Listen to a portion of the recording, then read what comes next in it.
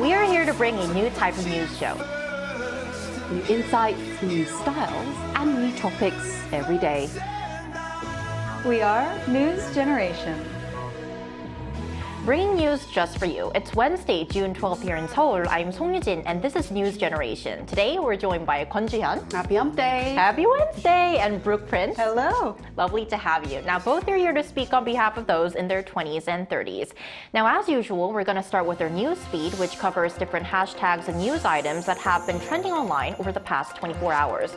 Korea appears to have already begun its battle with the heat. The eastern coastal city of Gangneung in Gangwon-do province experienced this summer's first tropical night between Monday and Tuesday, 60s earlier than last year. A tropical night occurs when temperatures stay at or above 25 degrees Celsius from 6 p.m. to 9 a.m.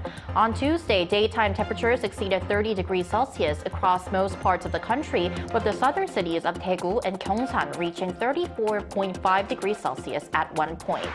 Moving on in entertainment news, Disney Plus's newest Star Wars series, The Acolyte, starring Korean actor Lee Jung-jae, has become the platform's biggest series premiere of 2024 so far. The first episode got 11.1 million views globally within 5 days of streaming since its release on June 4th, the highest view count for any series launched on the platform this year.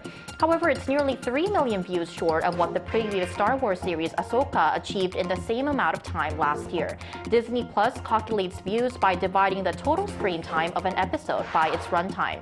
On the cultural front, Jin, the oldest member of BTS, completes his 18-month mandatory military service today. Although there won't be an official discharge ceremony, he will resume his BTS activities with a fan hug event scheduled for Thursday. Jin is the first member to be discharged from the army, while the other 6 members are still serving. Now, this news has generated excitement among BTS and K-pop fans as well as the general public, as it marks the beginning of the return of the K-pop superstars. So here in the studio, I would like to ask you, are you also excited to see Jin back? And do you think, what kind of impact do you think his return will have on the K-pop industry, starting with Brooke, who I know is part of the army? That's right, I am. I should have worn purple today, but yes, as an army, I am very, very excited to start seeing the members coming back from military enlistment. I remember when they first started joining, we were all very sad about it, of course, and I remember they reassured us by saying, don't worry, we're going to reunite in 2025. And I just remember thinking, gosh, that's so far away. Yeah, it felt like forever. That's so long. But guys, we're almost halfway through 2024, know. so we're almost there, and this is just the first sign that they are starting to get back to their full group, their full power. And I do think that they are going to break that curse that sometimes happens in the industry, where when you're gone for a couple of years, there's so much turnover in the K-pop industry. It's very easy to come back and hard to get your footing, hard to find that same relevance. But I think that BTS has the staying power. I do think that their fans they've been eagerly waiting for them. So I myself am definitely looking forward to seeing what they've been working on. Right, and the fact that though they've taken in hiatus as a group, they still release solo albums and songs even after they joined the military, definitely they have been maintaining their big influence in the industry. Now, what about you, Chuyeon? Of course excited. Well, I'm not in an army, but I'm excited as well. So it's great to hear that Jin is coming back to his fans, hugging more than 1,000 fans tomorrow. Jin coming back from the military will make BTS more famous, indeed, and they will do more activities. And I'm sure that many fans are looking forward to his new songs, performances, and his activities as well. And the important fact is that I'm sure his return can help BTS become more famous, as I mentioned. And his coming back could show other idols that they could actually continue their career. Yeah, they can do it too. Well, after the military service. So overall, BTS continued success will further solidify their role as global ambassadors of K-pop, inspiring other artists and their fans as well. Right, so hope starting from Jin, we could see BTS's inspiring influence still on not only on the K-pop industry, but also in the cultural industry globally. And that was our news feed for this Wednesday. So we're now going to move on to our main discussion of the day. In Korea, there is actually a popular saying that going on a diet is like a lifelong homework assignment. Now, many people are rushing to get in shape around this time of the year, particularly hoping to achieve their ideal swimsuit body, as summer is approaching. However, with numerous weight loss methods out there, trying to lose weight in unhealthy ways sometimes can be dangerous, even if the damage isn't immediately visible. Now, take a look at the screen to find out more. Have you ever heard of the term skinny fat? It might sound contradictory at first. How can someone be both skinny and fat? Skinny fat describes individuals who appear to have a normal or underweight body but have a higher proportion of body fat and lower muscle mass than is healthy. Are we seeing more people who are thin on the outside but fat on the inside? If so, why is this happening and what health implications does it have? Right, so this thin outside, fat inside phenomenon challenges the long-held belief that being thin is a sign of good health. Now, we're discussing this topic today because we're seeing more people, especially women in Korea, becoming skinny fat. So if we first take a look at the screen here, we have some data. The medical community often defines someone as thin outside, fat inside, or skinny fat if their body fat percentage is 25% or higher for males and 30% or higher for females. And let's compare how many people are actually defined as skinny fat in Korea when compared to other parts of the world. If you look at this graph here, recent data from a global healthcare company shows that Korea has actually the highest percentage of thin outside, fat inside females in their 20s worldwide, 15.8%, followed by Thailand, Malaysia, and Japan. So this data is definitely concerning.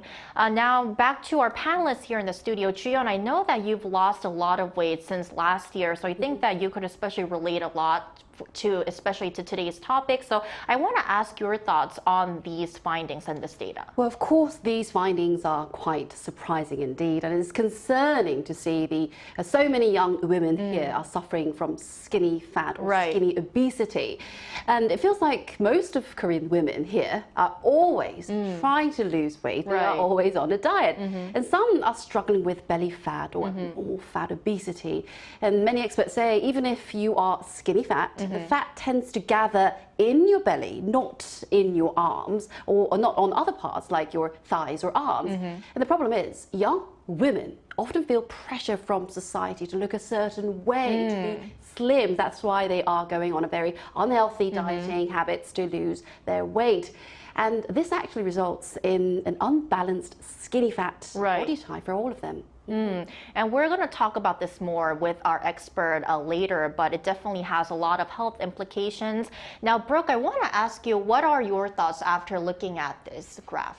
Well, it is a concerning statistic, but I have to say I'm not that shocked by it because I've noticed in Korea the trend seems to be very extreme fad diets, particularly when celebrities kind of make them go viral. So, for example, you can search online and you can find eat like this K-pop idol for a week. Challenges so like you that. You can lose weight. Exactly. And usually it's something crazy like a couple of bananas. One apple. An apple, a sweet potato a day. So it's extremely restrictive in terms of calories.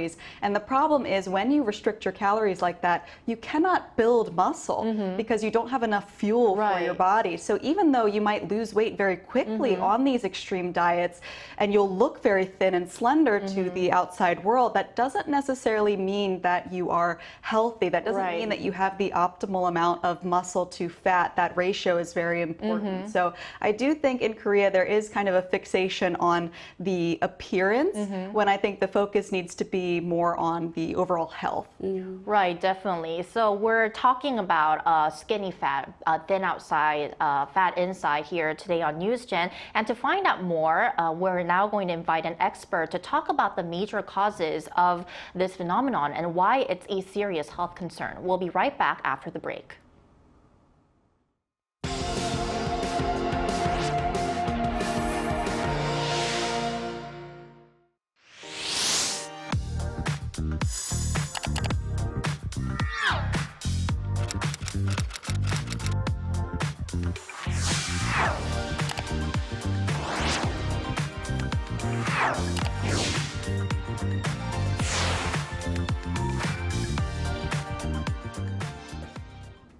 We're back. Today we're joined by Dr. Alice Tan, an internist at the MZse대 Women's Hospital in Seoul. Thank you for joining us, Dr. Tan.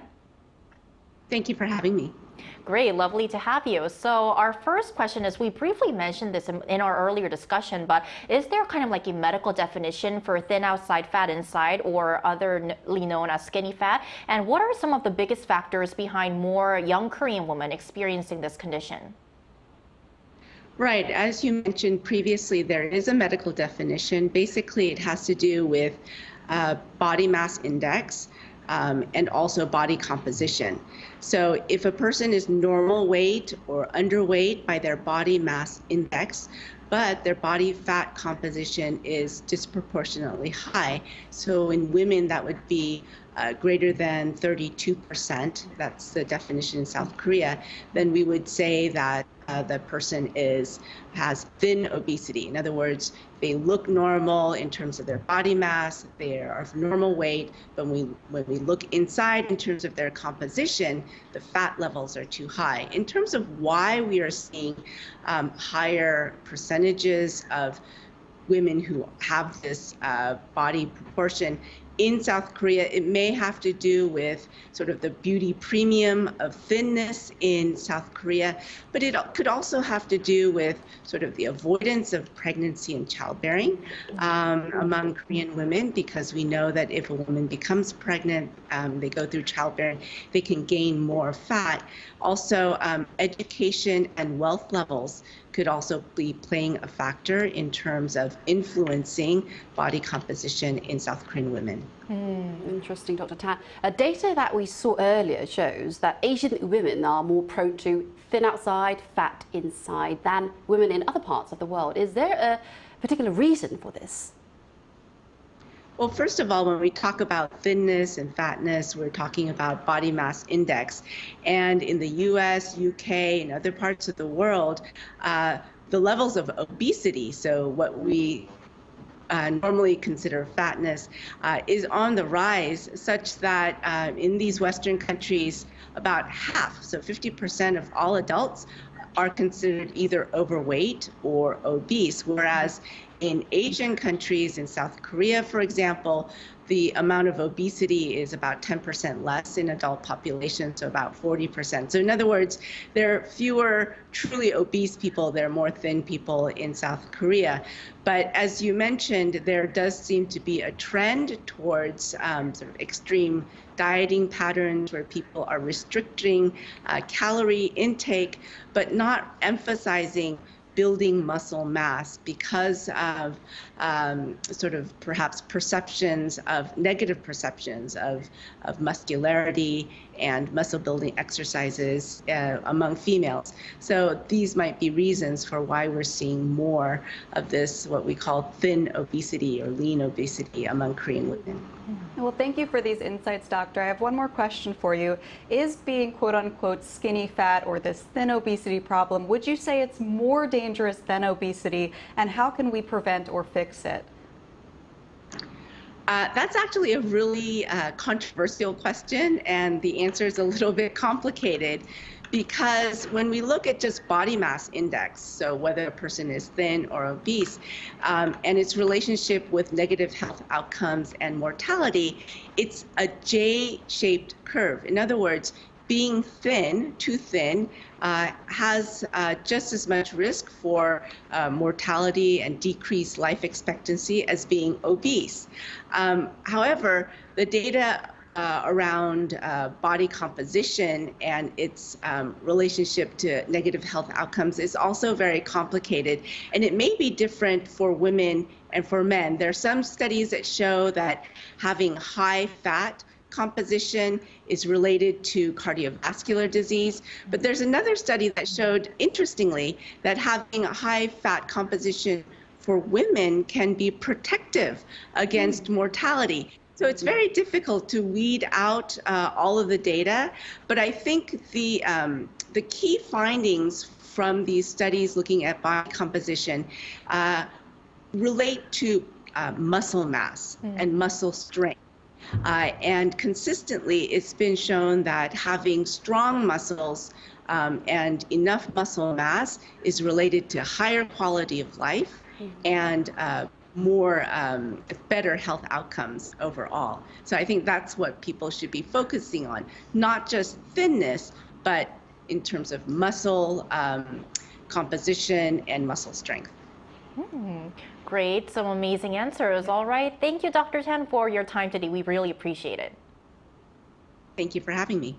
Thank you. Thank you. Well, in our earlier discussion, and as Dr. Tan just mentioned in the live interview, now one reason for the rise in skinny fat that we're seeing more in our society seems to be our society's beauty premium on thinness, the idolization of thinness, and what they define as being a beautiful, ideal body. That's right. So there is a trend in Korea where people would like to be extremely thin. This is known as 개말라 인간 열풍 in Korean, or extremely thin human being craze in the society. It seems that the social pressure to stay skinny is causing an increase in skinny fat. To tell you the truth, I reckon, I also find thinner women are more attractive, and I want to be one of the 개말라 인간 in the future if I have the opportunity. But you can't harm your health. No, of course not. And without a doubt, this trend seems to be heavily influenced by the media, of course. And look at the Korean actors, actresses, singers. Most of these Korean celebrities, they are all in good shape. They are all slim. And the other day, I read an article about singer Hyuna. She talked about her extreme diet. She said she starved herself for a week, surviving on just a single piece of kimbap. While being on stage, while singing, dancing at the same time. That's super unhealthy. Indeed, that's why she fainted more than 12 times a month with low blood pressure. Right, and I think that another reason why we're obsessed to and idolizing this thin body is also the media, and because a lot of people make like comments when they see like a celebrity or an artist gaining weight. She or he has gained weight. It makes headlines. Right. I know. So I think that those are one of the reasons why we're seeing this happening even more. Now, anything that you'd like to add, Brooke? Yeah, I would say this topic today is pretty close to my heart because when I was younger, I lost about 45 kilograms or 100 pounds. Really? And so I know exactly what it's like to struggle with my weight and to feel the pressure to fit into certain societal standards. But that was in the US. I found that it was even harder in Korea when I got here. It was very intense. Everyone talks about it. And I found myself really comparing myself to other people, feeling out of place. And it's very easy to get caught up in that diet craze. Even when I taught in a high school, these are young teenage girls, I would hear them talking about it all the time. They would say, they were going to skip meals, or they had these plans for diets that sounded very unhealthy and concerning to me.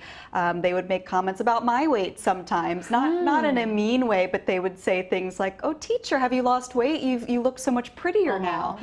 Which, of course, in our culture in America, weight is such a sensitive topic, and people, they kind of tiptoe around it. We don't make comments like that often. So it took a while for me to kind of get used to the overall bluntness in Korea, not just about your weight, but you might walk into the office and they'll say, "Wow, you look so tired today. You look exhausted." And it might be out of concern, but it's something that you have to get used to, that everyone is always looking at you. Your appearance is always very important here. And that can be a good thing. People are always well groomed. They're always taking care of themselves, but there's a flip side to that. I think there is a fixation, and it can become dangerous, like the story we heard about earlier. Right, so we're talking about how being skinny is typically viewed here in Korea, and we also asked our viewers how they define being skinny in their countries and what they think about thin bodies. Now, here's what 3 of them said. So if we look at the comments, Benny says, "We also, for me, defining someone who is skinny is a person who is maintaining his or her diet well, especially when the doctor or dietitian informs them to change their lifestyle." Tasmia says, "Being skinny is different for each person. A woman of 60 kilograms with or without any fat is considered skinny by some people. It's always the best to consult with a dietitian to consider if you're skinny or not in terms of your health and body." Rex Alex says, "Thin or skinny does not automatically mean healthy. In fact, an obsession over one's weight is unhealthy, not only physically, but also psychologically." So looking at the comments, we can see that definitely our viewers are into like healthy ways to keep ourselves fit.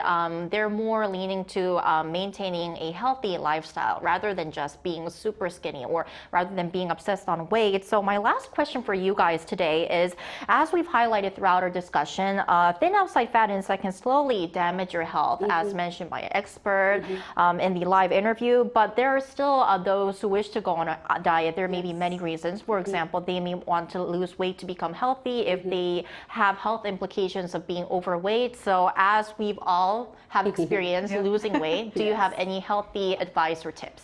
Well, a truly beautiful and healthy body comes from a combination of regular exercise and very important. Yes, balanced diet. Remember, it's not just about how you look, but also how you feel and how long you will live in the future. Exactly. And make sure to eat healthy food and stay active to keep your body and mind healthy. And it's important to accept your body's natural shape. Right. You look beautiful just the way you are. Right. Which reminds me of a lyric of a song. What is it? I am beautiful in every single way. Right. So any advice that you'd like to give to our viewers? Well, I read somewhere recently that the average woman spends about 30 years of her life 30 years on a diet. Wow. And I'm in my 30s now. I was on my first diet when I was about 10 years old. Like I said, I was clinically obese for many years. So I think it's kind of a sad statistic when I think about how many years I've already been on a diet, decades now on and off that I've been doing it, and I'm not alone. Many women do the same thing. But for me, what really changed my life was swimming. So I think, like we've heard a lot today, exercise is really important. It's not all about what you put into your body, but also what you do with your body. And I just hope that everyone can look back on their lives when they're older and not think, wow, I spent such a long time focused on that number on a scale, and instead we can think, you know what, I lived such a full, healthy, long and happy life. That's what I hope for everyone. Right. So eating healthy, doing a certain amount of exercise to make you feel healthy. I think that's the most important thing. Indeed. To have a healthy and happy life. And that's all the time we have for today, but we're here every day from 9:30 to 10 a.m. Korea time, bringing you more topics young people are talking about. Special thanks today to Kwon Ji-hyun. Thank you for having me. Lovely to have you. And Brooke Prince. Thank you. Had a great time. And thank you everyone for watching. We'll see you tomorrow. We are News Generation.